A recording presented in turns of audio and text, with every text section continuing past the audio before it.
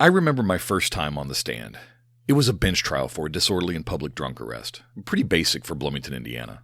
I nervously raised my right hand and was sworn in by the court. The prosecuting attorney started off with the basic questions and then asked me to describe the incident. I first noticed an elderly white male standing in the middle of the street blocking traffic, I said, and then continued with the description of the event. The prosecution rested, and the defense had no questions because they were planning on working a hardship case with the judge. Just before I was dismissed from the stand, the judge turned and looked at me. "Officer Kellums," he said, while looking at the court paperwork in front of him, "do you consider 55 years old to be elderly?" That bolt of terror ran through me as I could see the judge take off his glasses and his white hair and beard dominated my view. "It's not the age, Your Honor, it's the mileage." I have no idea why he said that, but the judge smiled and dismissed me. What seemed to be a harmless interaction in court never left me. You see, I realized I had made a mistake, and in a kind way the judge had pointed it out to me. If something as minor as stating an opinion on age could cause trouble on the stand, imagine what harm not knowing the law might cause.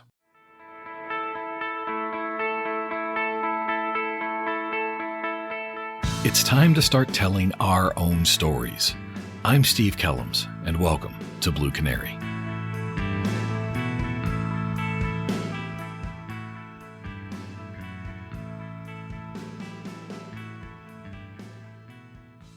Commander Bob Meader retired from the Columbus, Ohio Police Department in February of 2022. During his tenure at the Columbus Police Department, he served in patrol, street attack unit, property crimes, legal, and training. He retired as the commander of the Columbus Police Department Police Academy. While working, Commander Meader managed to get his law degree, and today spends his retirement training Ohio police officers on issues regarding the law in Ohio. I had the pleasure to talk with Bob about legal issues pertaining to training, administration, and de-escalation. Bob, thank you so much for coming on and talk to me. I really appreciate it. I appreciate your time. Thank you. It's an honor and privilege to be here and to get to discuss some ongoing issues. Now, I first met you whenever you were commanding the Columbus, Ohio Police Academy, but for my audience, if you wouldn't take a moment and explain what you do now, how you got there, and then, your law enforcement and legal backgrounds. Sure, be glad to. I grew up in Cleveland, and after high school, I wanted to see the world. So I joined the U.S. Air Force, where for the next 4 years, Uncle Sam sent me to the garden spot of Dayton, Ohio. So I got to go from Cleveland to Dayton for 4 years. I was in the military police. And while there, I obtained my state certification to be a police officer in Ohio. And I volunteered with a little village in Warren County, which is the same county that Kings Island's in. And then I was discharged. I also obtained my EMT and paramedic certifications while on active duty. And I moved to Columbus, Central Ohio, and I became a paramedic at the Ohio State University. I won't and hold then that a against couple you. of years, yeah. And then a couple of years later, after delivering 3 babies there, I joined Columbus Police, and I spent just under 32 years at Columbus Police. And I had various roles and ranks, and retired as commander. When we connected, that was towards the sunset of my career. I retired in early 22, and in 21, I launched my business. And throughout my career, I observed that there was a gap between what officers should know about the law and what they actually knew. Because while I was at Columbus Police early in my career, I worked third shift. I did about 10 years on third shift, and I obtained my undergraduate and law degrees from Capital University in Columbus. And I began teaching Columbus police officers in the law, and like you, teaching within your own organization, and then that branched out. And now I work for myself, and I travel only throughout Ohio to teach. I don't travel outside Ohio because the law is different in all states. And I want to remain the expert within my state. Trying to teach across state lines is very challenging, and you got to stay mostly with U.S. Supreme Court. But law enforcement officers need to know much deeper law than just U.S. Supreme Court law. So I have a blog. I write 2 articles a week, and I spend my time traveling the state teaching officers. I have specialized classes in canine, SRO, dispatcher classes that are obviously not for police officers. I have a detective class, and I customize in-service classes for different agencies. So that's the scope of my business and my background. Hey, that's pretty impressive getting your legal degree while spending 10 years working night shift. I spent 10 years working night shift myself, and all I did was smoke and drink too much. So I'm impressed. Yeah, it was definitely a full plate. I often said sleep and urination are for the weak. I am much older now. I don't know that I could maintain that kind of schedule, but it was very challenging. And there's two law schools in Columbus, Ohio State, which I could not attend because they restrict you from working over 30 hours a week, or at least back when I was going to attend. So the other law school had a part-time program, and at any one time, there's probably about 12 attorneys either bar certified or going through law school with Columbus Police, because we are blessed that the city pays 100% of the tuition for undergrad and graduate schools. That's So, impressive. 100% is a very nice benefit. yes, free is a good four-letter F word. Yes, it is. And I think it's interesting because having that legal background on top of law enforcement, sure, police, they not only should they know, they need to know certain elements of these laws. We really only have a surface understanding of them, and taking that extra time and energy to dive deep can be really helpful and beneficial to everybody that's out there working. Which is why I'm sure that your business or your courses are very well attended. Speaking of your website. On your homepage of your website, Objectively Reasonable, you have this quote: "The lack of training does not excuse the officer's failure to stay informed of the change in the law." And that's a little terrifying. Can you go into that and explain that? Right. So that's in a case called State versus Robertson, which is a 10th district case in Ohio. Ohio, after the entry level court in Ohio, which is the common police court for felonies, when we appeal in Ohio, there's 12 district courts, and then from there it goes to the Supreme Court of Ohio. And when the pandemic hit, the governor of the state of Ohio signed a moratorium in Ohio for for operators' license, driver's licenses, and license plate renewals. And because you know how it was at the pandemic, that if we met another human being, we were going to die. And Right. I'm exaggerating to make the point, but not necessarily a bad law. That he wanted not a whole bunch of people gathered at, we call them Bureau of Motor Vehicles, most states call them Department of Motor Vehicles. He did not want people gathering, so he just said, hey, listen, let's just postpone. If your license, your driver's license, or your license plate expired, then we're gonna hit the pause button, and we're gonna pick this back up in the fall or the next year. I forget exactly what it was. And an officer stops a car for expired license plates, gets consent to search, gets cocaine, I think is what happened. He found marijuana and a firearm, and the driver was a convicted felon. So we call that weapons under disability in Ohio. And so he was charged, and then he appealed, and the appellate court gave that quote that's on my website, that he said, well, I wasn't trained about this moratorium on the law. And the court just said, listen, just because you you weren't trained in it doesn't mean that you could just go out and enforce laws that aren't valid. And we have to juxtapose that with another case out of the U.S. Supreme Court, and that is North Carolina versus Hine, that came out back in 2015, that said a mistake, if a mistake of law is reasonable, then the officer will not be held accountable. Now I'm paraphrasing, but I'm not a fan of that holding from the U.S. Supreme Court, because you just think about it. I mean, what if you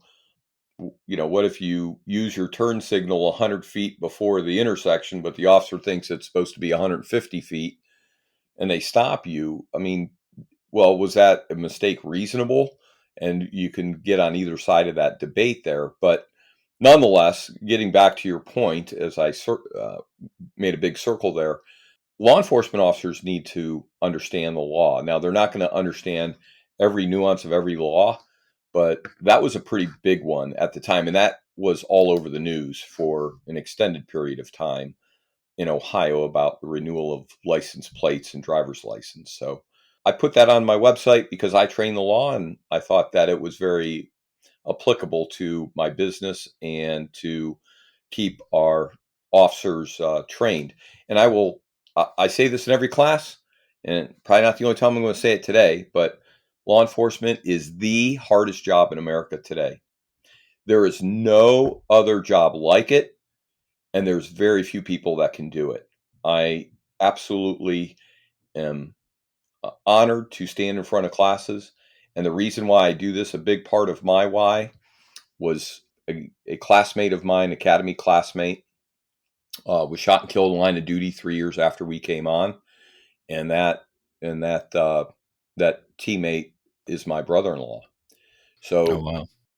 I firmly believe that if an officer is legally confident, that he or she will be tactically confident. We often see officers hesitate because they're unsure if they can put hands on a person, or they're unsure if they could detain somebody. They're unsure if they could get in their pocket. They're unsure if they could search their bag or pull them out of the car. And if they're legally not confident, then the tactics suffer. Sometimes we'll see them go too soft on tactics, and sometimes we'll see them go overboard on tactics. So knowing the law is but one thing. You have to be tactically confident too. You got to be in good shape. You have to keep yourself mentally aware. And as a teammate I train with, Chief Scott Hughes, he says we always want officers to be prepared, not paranoid. And the better training that you have, the more prepared you will be for those routine encounters and those that are very unusual. Yeah, I think confidence is such a huge part of this, right? We see that, as you already pointed out, on almost every single facet, whether it comes from physical fitness, physical control tactics, down to knowing the law and knowing where you stand. That I know throughout my career, that was something that was always really important to me. I felt that if I were in a situation in which I did not know what action I could take next, I had to be very careful, and I did have to be very tentative about my next steps. And so I was always much more comfortable in knowing the law, because then I knew that I had options here, but I always had the hammer. I always had the law right there that was going to be on my side because I was comfortable with it and I knew it. And I think that's a really important point about that confidence. This is just like anything else that the officers are building day in and day out to be good at their jobs. They have to know the law. Absolutely. And the law is constantly changing. It's constantly changing. And I realized that before I was in law school, and I came on in 1990, and how we learned about new laws oftentimes was in the newspaper.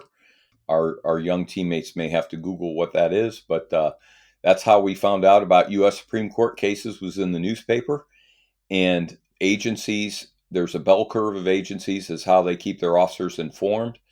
And simply sending an email about a new case, you've read a lot of legal cases. That can be very confusing. There's a lot of legalese in the cases. And what do some of these words mean? What does it mean in practical application? What if you change one factor? How does that impact what the officer can and can't do in the moment? And that's how I framed my business.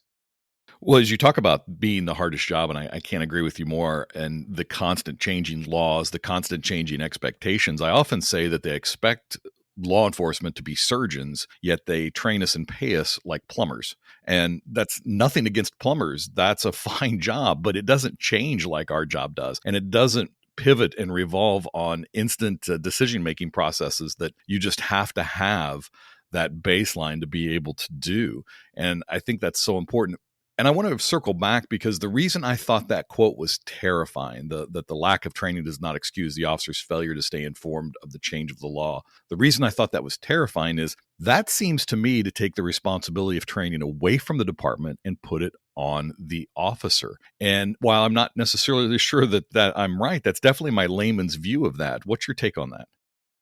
Well, the municipality and through the police department from a village to a major city has a legal duty to train their employees, whether law enforcement, fire, or somebody working in the works department.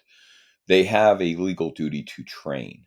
So that legal duty does not fall to the individual officer. Where I think that a lot of that goes, and I know you have a strong background in field training. I also have I train first line supervisors throughout Ohio through another organization in Ohio called Ohio Association of Chiefs of Police. And so if you're my field training officer, you're my sergeant, and you see me making a mistake, you are representing the municipality, the city, the village, and then you are part of management or supervision, and you have that duty to assure that I'm trained and retrained, perhaps. So if you saw on every traffic stop, I'm holding my firearm, I've unholstered and holding it down the side of my leg, down by my thigh. That's going to be a failure to train, because that's not how we are to conduct traffic stops. Now, if it's a high risk traffic stop, you probably shouldn't be approaching the car to begin with, if it's a felony stop. But the individual officer does not accept that that they know what you don't know what you don't know. So how do I know if I'm not supposed to, if I'm missing something? But it is a balance. You couldn't take, say, Steve and Bob and then throw us on a meth lab team, right? And Right. go, okay, go clear the meth lab. And you're like, well, wait a minute. I've never had any training in meth lab clearing, right? Or you can't take us and put us on the SWAT team and put us on point going through the door. We probably got to build to that point on containment and get trained and document that training. But that's not up to the individual officer. That responsibility is held almost exclusively through the municipality, through the employer. And is that coming to us from Canton v. Harris, or is that kind of part of that whole big process of training and onboarding and responsibilities of training by agencies and policymaking? Yes, from case law standpoint, certainly it's going to be through Canton v. Harris. Very good. That's an older case that is applicable. In fact, I just reviewed that on Wednesday with a class I did for canine handlers in Ohio. And I have more of those canine classes that we're going to talk about. When no canine handler in Ohio, or I'm sorry, in the United States, is given a canine and they're said, go get them, right? You got to go through a lot of training Right. with the dog and to understand. So that would be a failure to train if you just handed Steve and Bob a shepherd and said, go out and be a canine handler. That would be, I'm making the extreme to identify the point. But yeah, it wouldn't be up to the individual officer to say, well, I need 100 hours of canine training before I'm certified in my state. So that always falls to the employer. I think that's a really interesting point you just made, because it's kind of a point that I've made in my classes as well. You said, we have this minimum training that you have to have before the canine and canine officer can go out and do their work. We have minimum requirements for our tactical teams. But then there's other elements of our department where we don't have any minimum retraining requirements. From a field training standpoint, I know that while that is best practices, there are still almost half of the agencies in the United States don't have field training programs. And so they tend to still just kind of throw officers out there. Here are the map, here are the keys, call me if you have a problem. And when they look at, or at least when the administrators consider training, they look back at the academy and say, well, they've had that. That's the only thing you have to have, even though it might be a regional academy and not a department academy. Departments just seem to settle with the bare minimum they think they can get away with. Why is that? Right. Well, I never try to answer the 3-letter question. If I did, I could probably have an office downtown and work about 3 hours a month. So I think part of it is just culture. You're 100% right about field training. There's a bell curve of that throughout the states and agencies. I have been an advocate since the time that we met, that the state of Ohio, the governing body, which is a commission, begin to oversee field training, because what legislators to a small degree and the commission in Ohio have routinely done is to place a whole bunch of training into the basic curriculum that doesn't belong there. It Right. belongs post academy. But since the commission has no authority over any very little training, they have annual training that they oversight. But like, everybody in your agency doesn't need to be trained in field training, right? Your Correct. 25-year detective doesn't need to go through. So they shouldn't mandate that for the state across the state, but they need to have that maybe 1 year after graduating the academy, or a couple of years where, as a new onboard person, that, and they could do that by having some parameters over field training. I believe that it's a culture issue, and there has not been a lot of successful litigation where plaintiffs' attorneys have zeroed in on that and attacked it. And I think that is low hanging fruit. I absolutely agree about the low hanging fruit. And, just to kind of continue on with that, it seems like departments nowadays are so focused on the checkbox training. In other words, you have been trained, and I can check a box and say you've been trained, and then I can just step away from it. And they do not care about the quality of the training, the amount of training, whether the training was effective. Does that checkbox, when agencies say, check, I have completed training, and they don't focus on the quality or amount or time of that training, does that checkbox absolve them of legal responsibility? Well, it's certainly a factor. It's not nothing in law is often black and white, right? There's a lot of gray in there. And I think that we are going to, and I've been saying this for quite some time about, since it really ramped up during the pandemic, but it existed Right. before the pandemic, which is computer-based training, using air quotes here, right? So you put Officer Meader behind the computer, and you got we talk about legal training, you talk about tactical training, you talk about some new law that came out, you could talk about domestic violence, you could talk about tactics in traffic stops, and the state will create video-based training, and it's a 45-minute training, and you have to answer some questions either throughout the presentation video or perhaps at the end. Well, you know exactly what happens, right? Oh, yeah.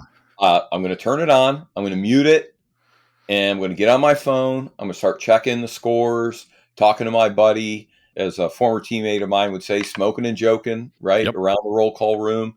And, hit next slide. Here we go. Hit next slide and answer this question. And all the questions are like written in the desk drawer next to the computer, because everybody who's taken it before you has just marked down the answers, so you don't have to pay attention. You sat through that training, yes.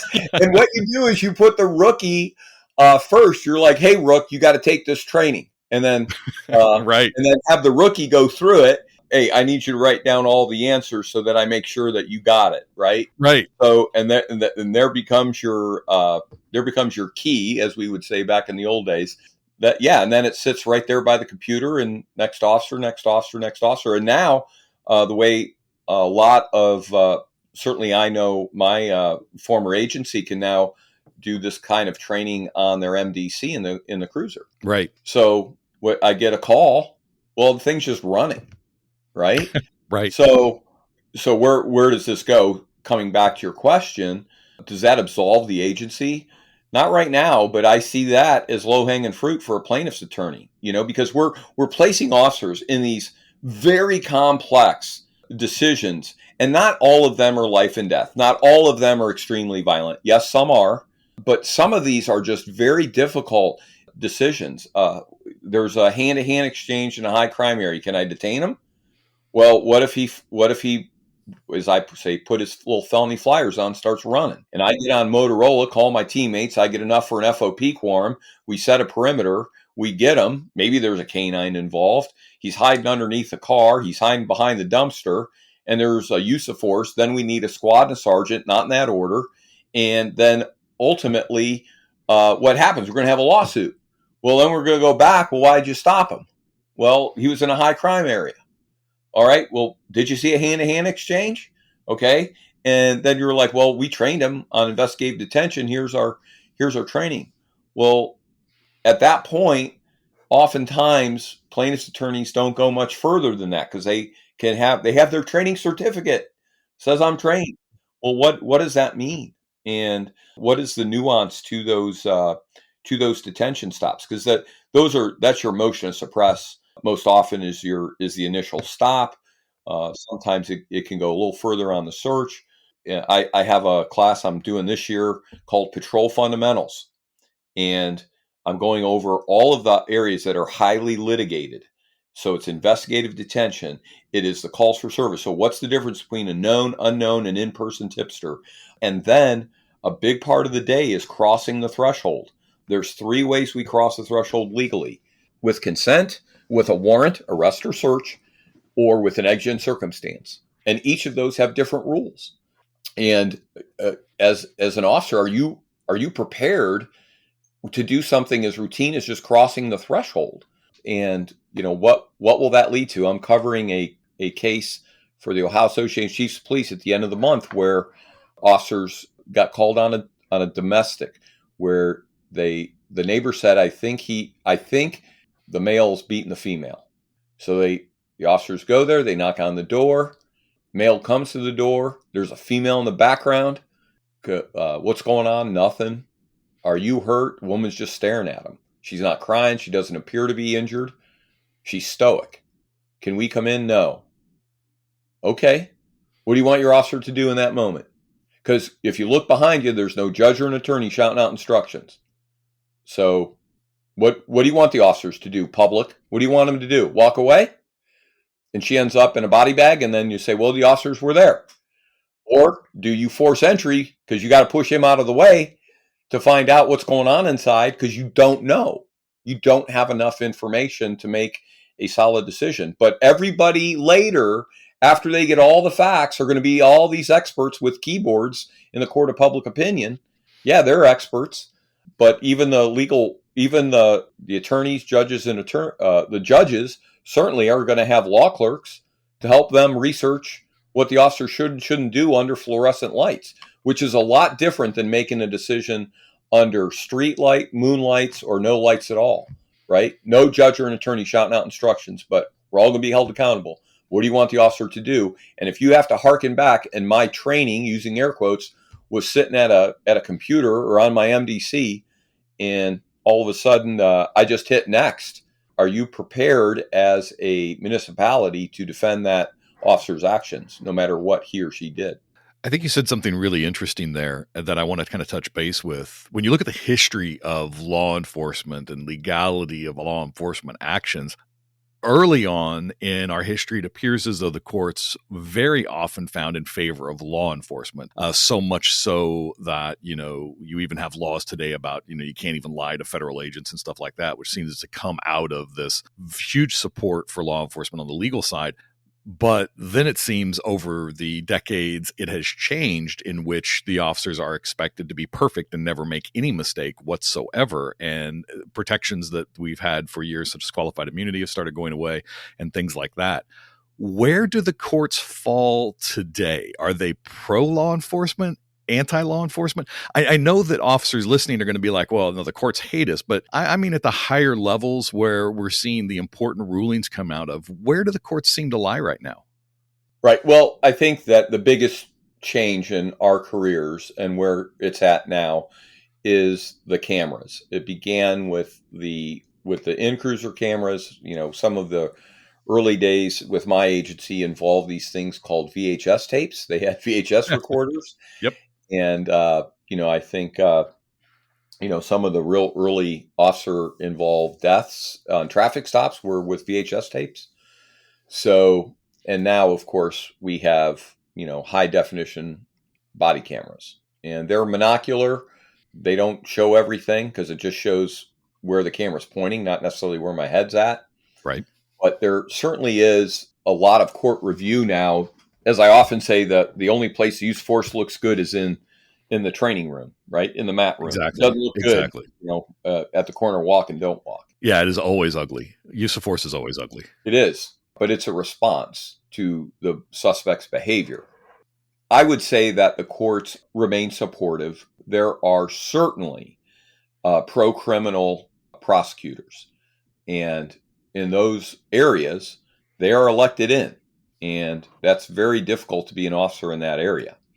But there is checks and balances. There are appellate courts that will look at that, both state and federal. And I would say that, I mean, I review probably a couple thousand cases a year. When I say review, I may just look at a thread and say, okay, that's not relevant. But I read certainly dozens to hundreds of cases a year. And I would say that the courts maintain, they do the best that they can to make sure that officers are following the law as best they can. They do not expect perfection generally, but there are some things that we have to be perfect on. Going back to my quote on the website, the officer just simply got it wrong. The law had changed. He enforced the law that changed, and I don't know that that's a bad expectation. Speaking of the courts, I want to discuss a little bit about the Kimberly Potter trial. And Kimberly Potter was the officer in Brooklyn Center, Minnesota, who had intended to tase the person in the car. Instead of drawing her taser, she had drawn her pistol and shot and killed him. And there's so much going on with that case from a training standpoint, the concepts of slip errors and not having enough training going into using those weapon systems properly. The court itself, the jury, upon being interviewed afterwards, said they didn't believe that Kimberly Potter intended to shoot him, that they did believe that had been an accident, yet they still convicted her and put her in prison. I'm curious of your thoughts on that case. And I know while it's not in Ohio, I'm just curious about what your thoughts on that case were. Right. Well, I think that when we have to be held accountable for everything that we do. And did she make a mistake? I think that unless you're an extreme anti-police, you're probably going to admit she made an error, and she made a deadly error. And it was sad that she pulled her firearm rather than the taser, but she needed to be held accountable for that. And simply because she made an error doesn't mean that she should not be held accountable. So obviously in Minnesota, coming out of George Floyd, there's certainly, the court of public opinion is going to be very different. That scale is weighing very heavily one way in Minnesota at that point in time. Sure.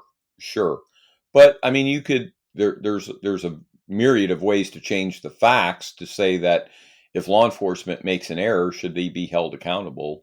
And at the end of the day, I think that officers should be held accountable for their errors. I mean, certainly the only way I learned was by making mistakes. And I was very blessed not to have made a deadly error where I killed somebody based upon me being a knucklehead. But she ended up pulling her firearm and shooting and killing somebody that did not pose a threat of serious bodily harm to her or others. So, yeah, I don't know. I do not disagree that she was held accountable in a wrongful way. Now, when it comes to sentencing, that may go somewhat, because judges are elected, and judges of today want to be judges of tomorrow. I don't know enough about the case to say that the sentence was disproportionate to the crime. Interesting enough, and there's again lots of areas in this that can be discussed or talked about. One of them that I often focus on is training and the concepts of the slip error. How someone could make that mistake, and how you go back to more checkbox style training as opposed to scenario based training, where you get to actually do these things under stress. When you look at checkbox training, the training the departments give their officers, I want to talk about or ask you about the difference between legal and that liability that a department holds. If a department can do everything legal within their state, they can still be found to have liability for actions taken by their officers, correct? Yes, they can. Just because you're trained in something doesn't mean that the execution of the action was objectively reasonable. So I could be trained in shoot, don't shoot scenarios. I may have scenario-based training that's considered by industry standards to be high end, be top notch, be high quality. But if when I'm actually faced with a shoot, don't shoot scenario, I could I could shoot somebody that did not pose that risk of serious bodily harm, and then both the agency and I could be held accountable. Unfortunately, we know that there are many agencies out there that are not providing enough or proper training to their officers that come on their department, whether they believe the academy is enough, or, maybe they're meeting only the basic state bare minimum of requirements of training, and most of those are mandates anyway. And unfortunately, today we find that a lot of officers are seeking outside training on their own, whether it be firearms type classes. I think the one I see the most now is jiu-jitsu. Brazilian jiu-jitsu is extremely popular among law enforcement officers because many of the skill sets that are taught there do transfer quite well into law enforcement physical control tactics, but not exactly. And there are definitely things that are taught in basic jiu-jitsu classes that wouldn't be allowed on the streets. My question for you is, an officer that goes and gets outside training on their own because they don't believe their department's providing them adequate training, what type of legal issues do they have to be concerned about? What should be on their radar? Well, the courts are always going to. You're talking about use of force when you're talking about Right. jujitsu. We can go down that path and we can apply it differently with perhaps different applications. But so let's say that Bob Meader is highly trained in jujitsu, and I encounter some sort of somebody resisting on the street, and I use my skill set to arrest this person. The courts are not going to evaluate how I placed this person into handcuffs, or how I punched, struck, kicked, or used any intermediate weapons against the person based upon my jujitsu training. They're going to apply that to Graham v. Connor. And if and my actions have to comport to Graham v. Connor. So I can have any additional training, that's fine. But at the end of the day, it's going to come down to whether my use of force was objectively reasonable as applied to the three prongs of Graham v. Connor. And of course, your outside trainers, like in jiu-jitsu, don't necessarily know that and are not providing that instruction when they're providing their physical control instruction that's outside of the law enforcement realm. Well, that's true, but that would be true for any other type of training that you would get that would not be law enforcement based, right? So you can go and probably take a driving course of some sort, and that it doesn't. Yeah, that's fine, but your actions are going to be judged against the established standards of law enforcement in the not law enforcement, but the law. That's where it's going to be evaluated, not the outside training. That's you could your defense team, because if you're being sued under 1983, which is where your run-of-the-mill lawsuit's going to come from, you may want to submit, hey, I was trained in jiu-jitsu. I have this level of belt. I don't know if jiu-jitsu has belt colors or not, but if I'm a blue belt, I'm a brown belt, whatever levels, incrementally based upon my skill set, they could submit that, and that may be taken into account by the court. But at the end of the day, the courts are only going to look at what was the severity of the crime, what was the apparent threat posed by a suspect, and was the suspect trying to flee or resist. And that's where the answer is going to come from. Not that I went every Tuesday night to the local dojo to get my training. Bob, I have a question for you. How many times in your training have you had an officer ask you what happened in the year 1983 for all these lawsuits to come out, not recognizing that the 1983 is an actual statute not a year? No, I've never had that question. I go through the history of it when I talk about civil liability. I go through the history of 1983.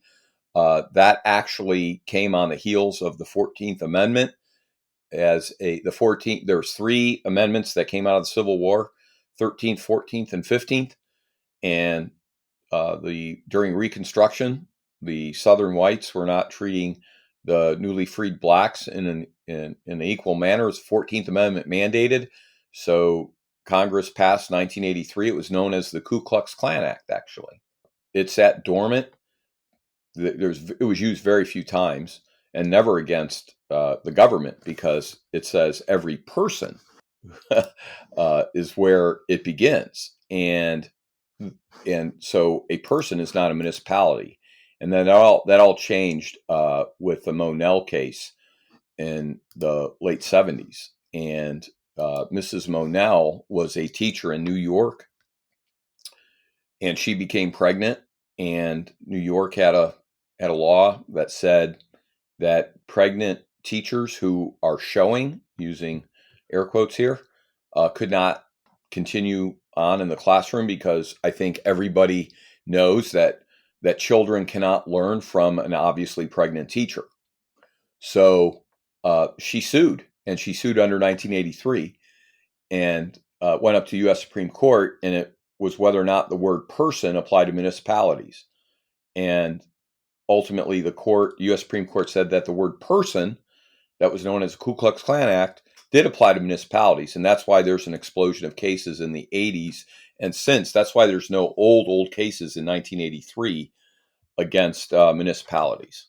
The last thing I want to talk about with you is the concept of de-escalation, because I know you do a lot of training on that, and or at least discuss that. It seems to be the new buzzword in policing, and de-escalation's been around for as long as I was in policing, but obviously now it's kind of the new thing. Politicians and trainers, it seems like they're struggling even to define what they mean by de-escalation. It's kind of become a catchphrase now that seems to solve every problem that comes up. What does an officer need to know about de-escalation?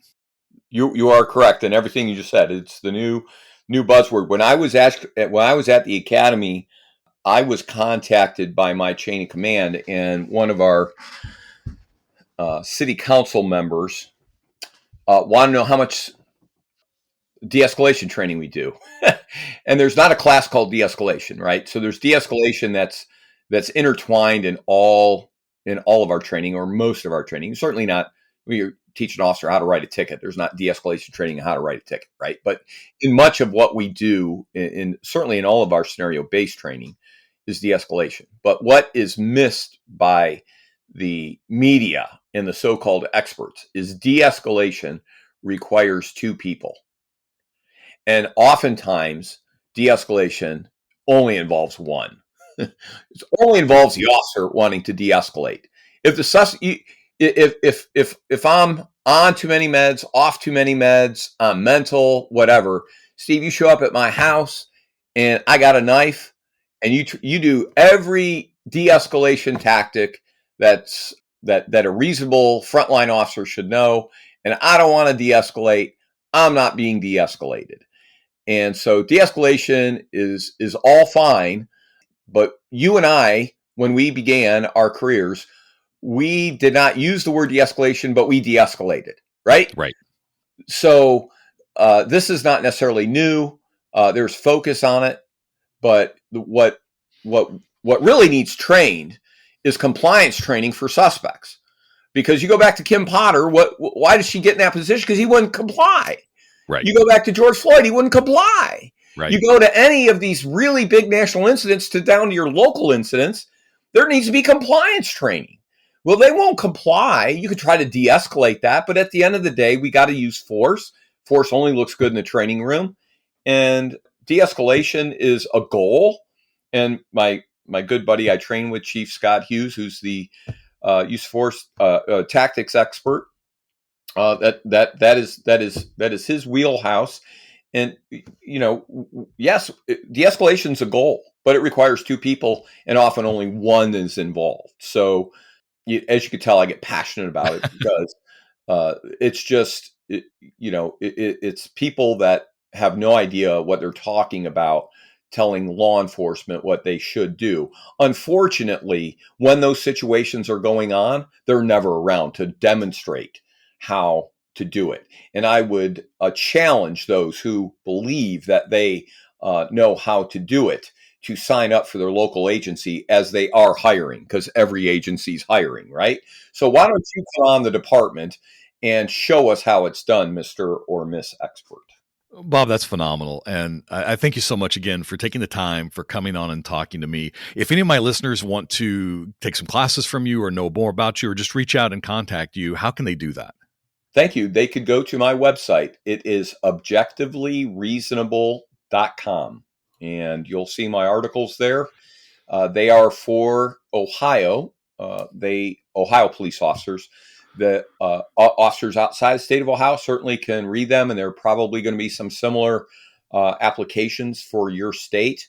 But if they want to contact me, certainly they can jump on the website. All my classes are listed there, and would love to connect with officers not only in Ohio but throughout the state, or throughout the United States, if you have any questions. Bob, again, thank you very much. Really appreciate your time, and we have to do this again sometime. All right, sir. You have a good day. Be safe, be smart, and be objectively reasonable. And that's the story we have to tell. Thank you for joining. As always, I'm curious what questions you're getting asked. What isn't the news covering? What story needs to be told? Connect with me at bluecanarypodcast@gmail.com.